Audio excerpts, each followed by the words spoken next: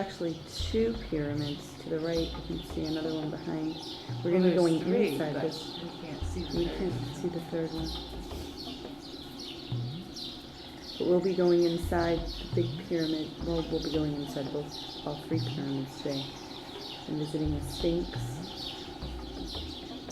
It's the Temple of Karnak in the daytime. Last night was kind of hard to see. This is supposed to represent the Theater of Life, or it is the Theater of Life. So, to the ancient Greeks. Colossal sizes. The sun's just coming up. You would not believe. We went to sleep at 11 o'clock last night, and here we are, and it's 6 a.m. in the morning.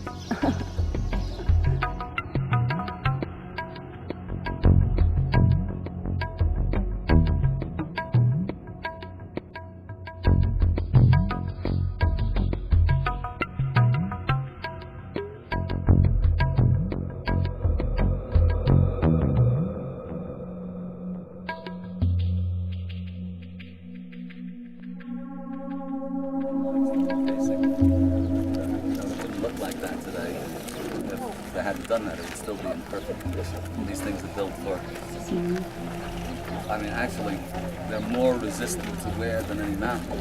Had they not pulled off those casing stones, these things would be subject to geological millions of years. No, because, well, one, because they're absolutely solid and put together with joints and paper. And then they had that coating, the Teflon pyramid, of very fine white limestone. Very hard. You see, the inner core is softer stuff. The outer core is very, very hard limestone. And in this kind of climate, they'd never, you know, they look pristine to this day.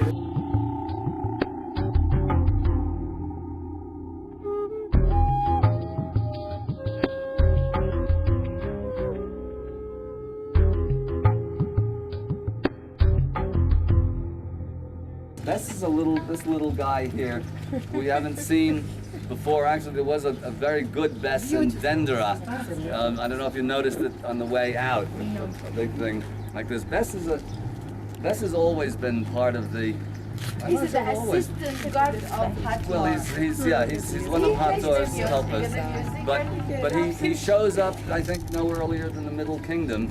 Yeah, and not part of the earlier stuff. And he's always this little guy. You always say he's an African dwarf. He's a dwarf, you know, with a like, but doesn't look African. I mean, I don't know where they came to that. That's that an notion. Asiatic face. It's more Asiatic looking, but always with his tongue protruding, and always. Sometimes. Yes, that's right. Well, this is very late here now, and so Greco-Roman, and they were, you know, and they were not sticking to the pure Egyptian thing. But yeah, that's actually, I've never noticed that before, but that's very unusual. I've never even seen it anywhere in an Egyptian temple, an actual profile. But thanks. Here, I mentioned earlier, and we couldn't find it where I was looking for it, the rechit bird. This is this bird here, which is a lapwing. Why? And this means the people. I read it. Wait, one further thing. Hold on. That another talked a lot about whether or not the Egyptians had reincarnation. Very often, the stork is one of the glyphs for the soul, and the stork is the migrating bird par excellence that disappears up to the north every summer and comes back to Egypt or the south in the winter to its same nest, actually. So if that's a symbol or one of the symbols for the soul, I mean, that's almost, as far as I'm concerned, almost a formal proof of an understanding of reincarnation. I mean, the bird that goes away and comes back is reincarnation.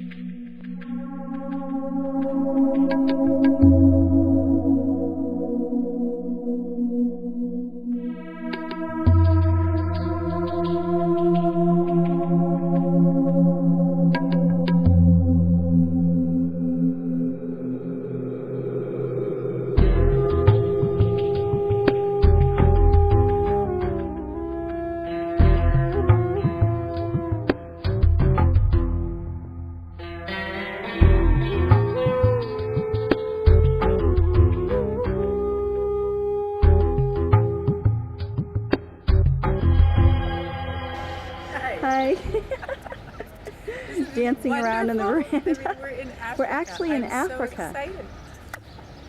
It is amazing. We are in Africa. You forget, Egypt doesn't seem like it's Africa, but.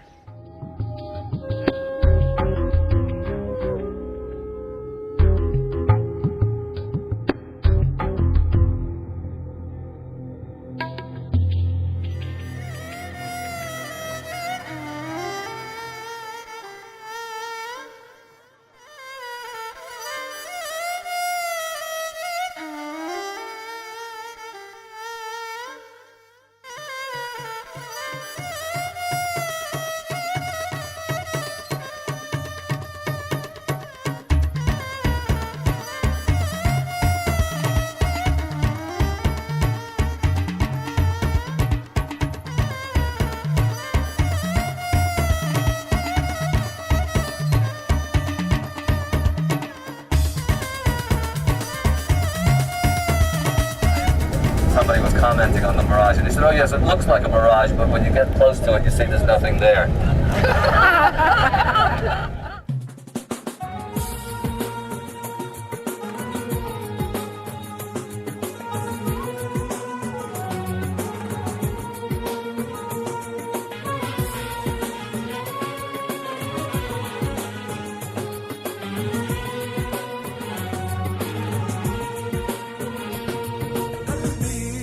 قلبي بيتعلق بيكي وانا سهران بناديكي سايباني لوحدي ليه يا مالي قلبي بيتعلق بيكي وانا سهران بناديكي سايباني لوحدي ليه امل اللي بحلم بيه شايف عيونك في العمر معني.